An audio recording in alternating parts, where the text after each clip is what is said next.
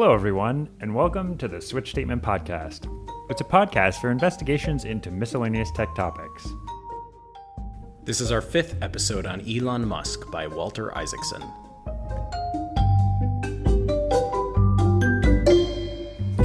Hello, John. How are you? Hey, Matt. Doing good. How are you? Hey. Yeah, sorry. I just... Do we need to cut that? Is that racist? Oh, I don't know. Is that racist? Auditory blackface? Maybe it is, although I'm not sure. That's Fat Albert, right? Right. Is it? Because I feel like doing the Fat Albert sound is not racist, hopefully. But I find that I don't know how that works anymore. You know, it's like... I don't think anyone knows how it works. Yeah, because I like Fat Albert. I think he's funny. I want to make his sound every now and again, but... Yeah, it's a sound, you know. But anyway... at the risk of, I don't know, getting into some weeds, I don't know if I really want to get into. Yeah, let's skip over this. Let's talk about Quaj. Quaj. Is that the appropriate pronunciation, Quaj? That's how I was pronouncing it in my head. Yes, Quaj. This is Kwaj. Where is Quaj? Quaj is in the Marshall Islands, which is in the freaking middle of the Pacific Ocean. It's like in the middle of nowhere. How far away is that from Hawaii, would you say? Oh, dude, I have no idea. But, I mean, Hawaii is kind of in the middle of the Pacific Ocean, too. But I think, the Marshall Islands are, one of the most remote places on Earth. Wow. And Quaj is, just an atoll in the Marshall Islands. So it is a extremely remote place. Doesn't necessarily sound like the place you want to build a big, really complicated rocket. Yeah, it's funny. The listener is probably like, why are they talking about Quaj? But it turns out in order to launch spaceships, you need a place to launch spaceships. And there's not a lot of available... Blowing my mind right now. There's just not you need certain things. You need a launch pad. You need warehouses to store them before you launch it. You just need sort of an infrastructure to do it. And there's this facility called Vandenberg, which is a U.S. military facility that I guess was just a couple hours ride from, L.A., I guess. L.A. So that would have been perfect. But the issue is Vandenberg is a U.S. military site. So anything military takes precedence. And also they have all these rules and requirements, which we all know Musk is completely allergic to rules and requirements. Yeah. So Musk's solution is to find this Kwajalein atoll in the middle of the Marshall Islands, in the middle of the Pacific Ocean, which has some of the necessary facilities, and that's where he basically decides to start launching these SpaceX shuttles. And it's interesting.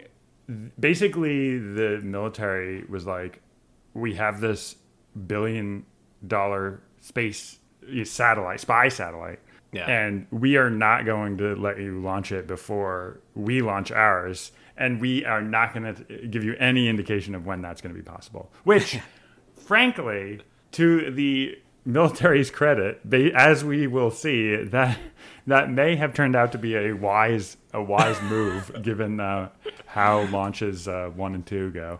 Yeah, they got to let SpaceX get their sea legs. Which, there's a couple interesting things I just want to call out. So, the Marshall Islands are right on the equator. And I did not know this, but I guess when you're on the equator, it's a better place to launch spaceships. Mm-hmm. Because the Earth is spinning rotating faster. Yeah. And so you actually get extra lift, which you start with more rotational velocity, your velocity with respect to being, getting into orbit. I think you just don't need to add as much energy, basically. Yeah. So you get a bit of a head start, which I think is really cool. And that was actually one of their, this wasn't like the deciding factor or anything, but that was something that interested them about this place. And then the other thing I want to mention is, there's a military base on the Marshall Islands. It's like a strategic location, kind of like Hawaii. And this base, I guess, was run by a guy named Major Mango. Oh, my God. This killed me. And Musk was joking around during, his interview that he's like a Catch-22 character. Like Catch-22 had all these characters with like utterly ridiculous names. And, this is like a base in the tropics, and it's run by a dude named Major Mango. I thought that was very funny. Yeah. No, I love that. But as you sort of allude to, this is not necessarily the best place to start launching their first few shuttles. And we'll get into that. The chapter following immediately is a chapter called Two Strikes. Mm-hmm. So you can sort of guess what this means. They start launching these shuttles, and they start failing. Mm-hmm. The first launch fails. I guess Musk was like bothering people about materials during the countdown. Oh, sorry. This is like a separate thing. So they discuss what they do during these countdowns, which most people are like focused on the countdown. They're trying to make sure they're doing their job right. This is obviously like a very important time. And Musk is going around badgering people about like materials during this countdown. Like it just seems like the totally wrong time to do that. And he's getting pissed based on like, did you order the materials for the next rocket while we're trying to launch this one? So it's just this like stupid thing to talk about that he should just wait 10 minutes. But anyway, the first launch fails. I guess there's part of the like fuel tank breaks open. Yeah. And they think and this is kind of sad, they think it is this one guy's fault, this Hallman guy. And Musk blamed Hallman, like when he addressed the company, he like blamed this poor engineer because I guess Hallman was the last person to like touch the bolts on this part. Yeah. Turns out it wasn't this guy's fault at all. Yes, that was the most hilarious thing. And of course, Elon on the way out, or at least during this interview, says he doesn't remember it, and he says Hallman was not a great engineer. Yeah. And then of course the actual guy leading the engineering team, Mueller, says we lost a good guy. Like cuz this guy, he publicly blames this guy. Yeah. Like when explaining what happened. Hallman is furious and is like, you need to retract this. Yeah. He does not like Musk is like, this is my job. Don't you worry about it, or stay out of it, basically. And so, yeah. Oh, sorry. Yeah, I was just going to say the real cause was this sea air. Yes. Like basically the real cause was that they picked this weird, place to do these launches with this very abrasive sea air, high salt content in the air, which like causes all these issues with different materials. So yeah, the real fault was kind of Musk's fault if you think about it. Yeah. But I mean, it was really like nobody's fault in terms of like, well, I guess because they also do talk about he was the one who made the decision about the material, the cost saving decision about the material to make the tubing out of that failed. So so in a way, yeah, I mean, it is like Musk's. But it's just weird that he would assign blame, before really getting the full story. Oh, totally. It's very irresponsible. It's very unscientific. But I'm just going to publicly blame Elon Musk for this first launch failure. Launch 2 also fails for a different reason. And this one was really interesting. Yeah. There's a thing called slosh, which is where, as a rocket's flying in the air, it's expending fuel. And so you have these fuel tanks that are like half filled with fuel. And what can happen is the fuel itself can actually like bounce around in those tanks. Yeah. And there are situations where, if the fuel starts bouncing in the tanks at like some sort of, frequency, it can kind of cause wobble in the whole shuttle, which can make a launch fail.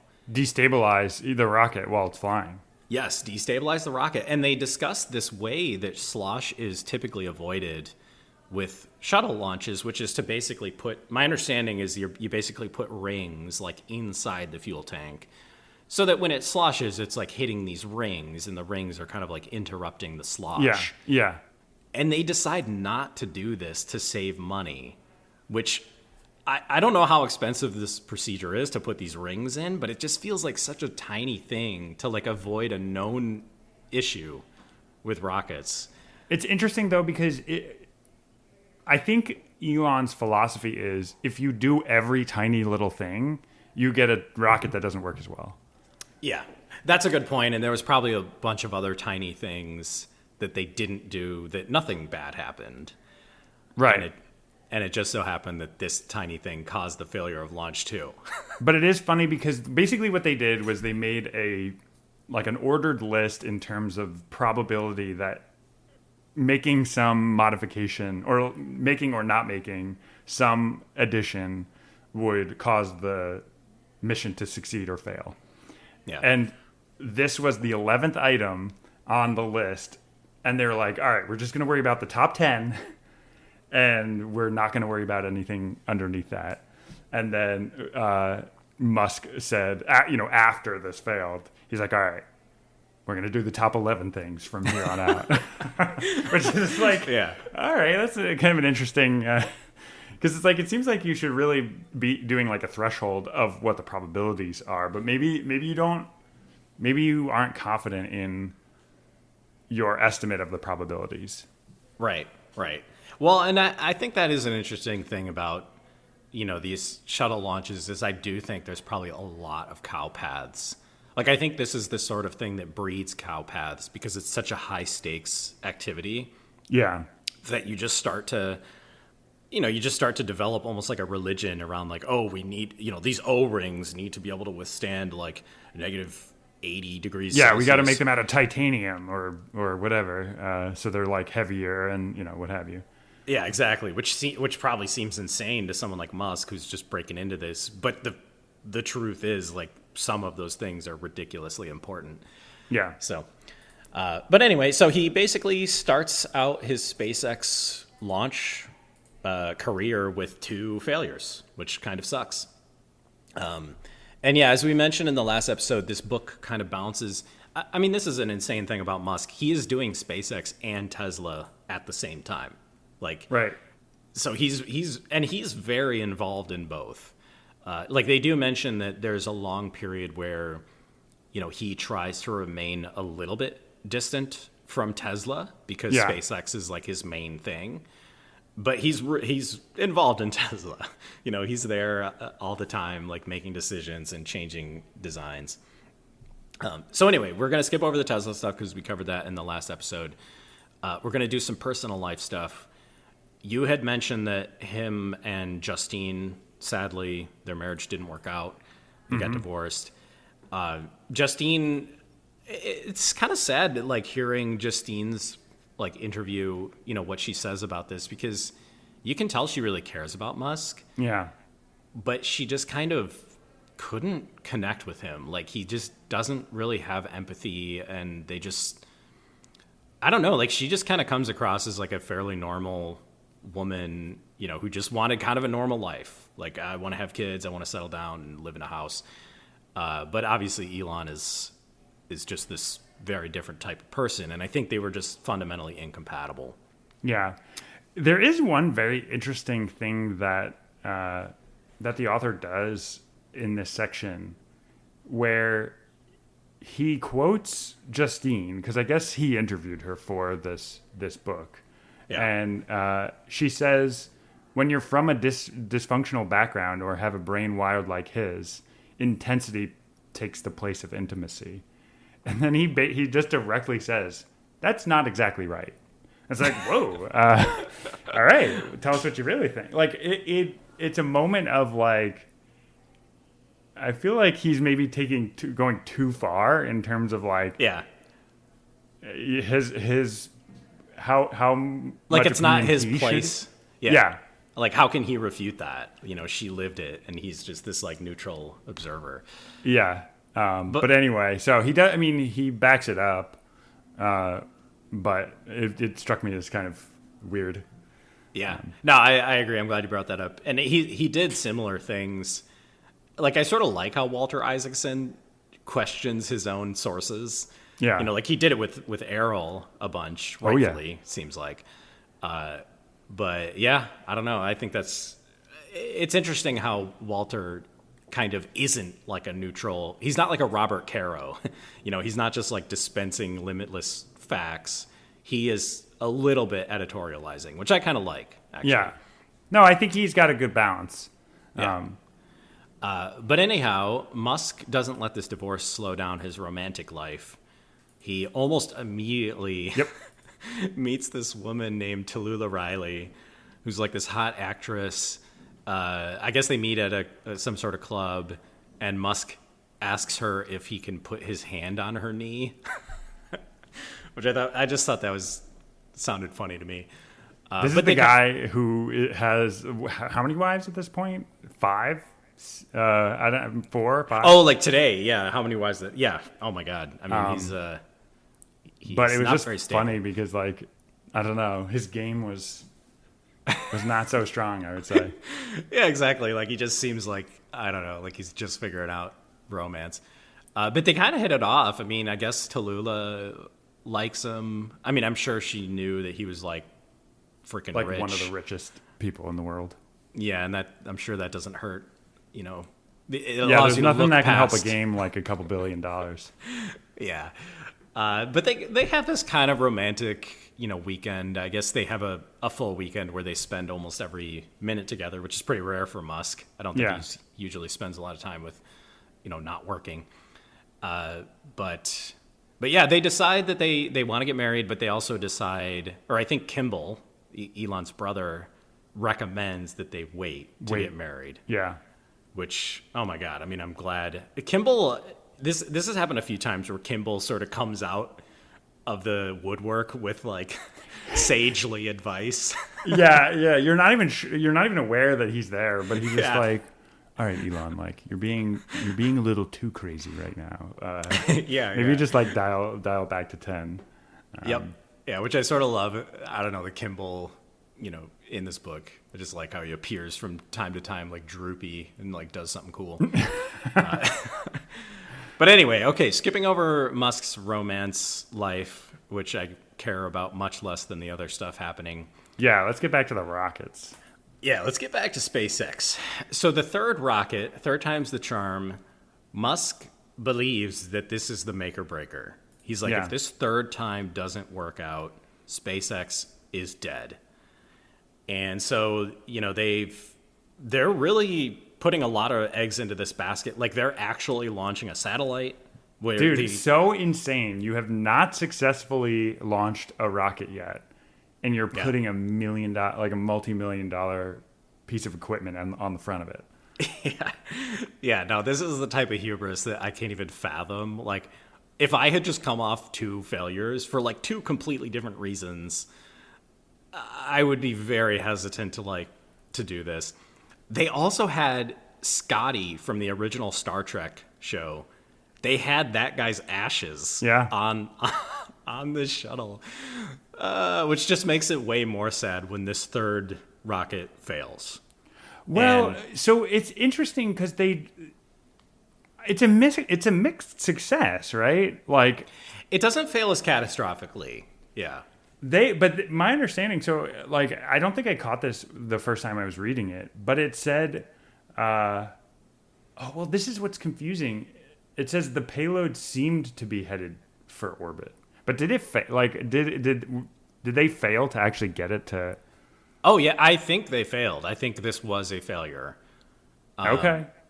But, I mean, and I guess maybe I'm misreading it, but the chapter is called Strike 3. So I'm kind of assuming that it was a failure. And they talk about how, they had just upgraded the engine, which again, it's like if you just upgraded the engine, you're coming off of 2 failures, you have an upgraded engine, like just try it out before putting Scotty's ashes on it.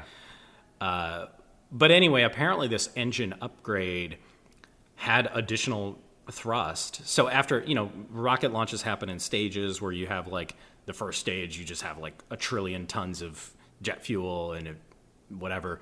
And then you drop that piece of the rocket off, and then you sort of have the second stage. And I guess what had happened is one of those stages had too much additional thrust. Yeah. And I don't fully understand this failure, but I guess that additional thrust just wasn't accounted for, and it sort of caused the rocket to not make it into orbit. And it sounds like there was a difference between the performance of the engine at sea level versus in the vacuum. So Yes. Yeah. So then that caused it to behave slightly differently, and it, and it's funny because it's like it just pushed it up like a foot or two. But that's enough to just sink the whole mission. So you really, you get to realize how tight these margins are on succeeding when you're, everything basically needs to work perfectly. I know that sounds like trite, but no, it's actually, as I'm reading this, I mean, obviously I know launching a shuttle into space is hard, but I think I get it in my head that like, oh, you just put something on a big rocket and you have enough jet fuel and it works. But this book is doing a good job of sort of pulling out these little details that can lead to just complete abject failure. Yeah. And it does seem like this interesting, it's this interesting thing where you kind of have to avoid all these pitfalls that have probably been learned over years and years of attempting this. And that's basically what SpaceX is doing. They're kind of like retreading all of this territory. One of the things that confuses me about this section is when I hear about SpaceX, you always hear this was going to be the last rocket that I could afford before I went bankrupt. And I thought, and then it succeeded. And I always thought that this was that one, but it was like, this is the last one we can afford. And it fails. And then, actually, we can make another rocket. And that's going to be the one that succeeds. Yeah, I thought that was funny. So it's funny because the story is always like, this was going to be the last rocket before I went completely bankrupt. And it's like, I just don't know if I buy that. Because it's like, there's so much money sloshing around Silicon Valley that you have a company that has gotten so close 4 times. If they had failed the 4th time, I just don't buy that Musk wouldn't have been able to scrape together enough money to try it a 5th time. It's like, yeah, totally. But it's all just dramatization. Of course, it's got to be it's after the last possible try, and then it succeeds. Yeah. He wants high stakes, so his people perform. But I thought this part was actually a cool aspect of Musk's leadership, which we get these rare glimpses into Musk being an actual good leader, where this launch fails and everyone sort of expects Musk to pull a Hallman, blame someone or yell at everyone, but instead he kind of brings everyone together and he's like, "We got more rocket parts in LA. Let's go to LA. Let's build another rocket and let's launch it." Yeah. And he kind of galvanizes his people. Yeah. Everyone's like, you know what? Hell yeah. Let's fucking do this. And I think that was a rare moment of Musk just really doing the right thing to incentivize his folks to just try again. And he also does this interview where he talks about how he's getting into space no matter what. He's hell bent on doing it. And he's not going to let, finances stop him. Yeah. All right. I mean, I think that's all oh, wait, I had one extra thing.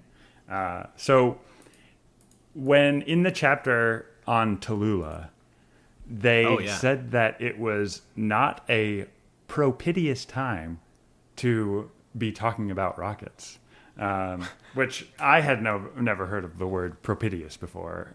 I've always said propitious. Oh, is it propitious? I don't know. I think that's one of those words that I've only ever read. Propitious. And so propitious? In my head, is it propitious? Yeah, propitious maybe. Propitious. Okay, well, it's good that I'm saying this now because, in front of the whole world. Well, I think we're both mispronouncing it probably. But anyway, so propitious. Well, I Googled propitious. And we should Google how to pronounce it. I know. All right, let's look it up. I'm probably wrong. I'm like, I didn't mean to correct you because I don't know how to pronounce it either. But that's just propitious. Propitious. Yeah, it's a weird word. I don't like that. I don't like that pronunciation because it's got pish in the middle of it. Sounds like Pish is not a good sound. Pish posh.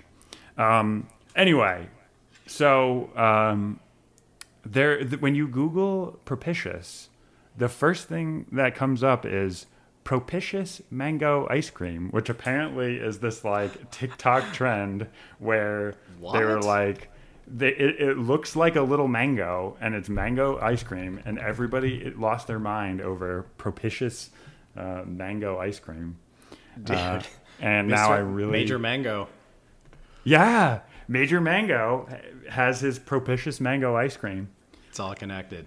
But it sounded really good. So I want to get myself some propitious mango ice cream. Crazy. Yeah, it like looks. It's in the shape of a mango. How do they do that? Doesn't it like thaw? I don't know. Maybe they have to like cold press it, or maybe they inject it as a liquid in and they deep freeze it. Oh, is it like a casing? I think there is kind of a casing because it's also colored, like it's painted or something. Yeah. Oh, I see. So the reason it looks so perfectly like a mango is because that's like a skin. It's like I think ice there's cream some in sort a of bag. a skin, yeah. I see. Wow, this is interesting. But yeah, so that's all I had. Propitious mango ice cream. It's good that we learned that propitious. Dude, let's go get some propitious mango ice cream. I'm ready. Let's do it. All right. I will see you next time, John. See you next time. Propitious mango ice cream.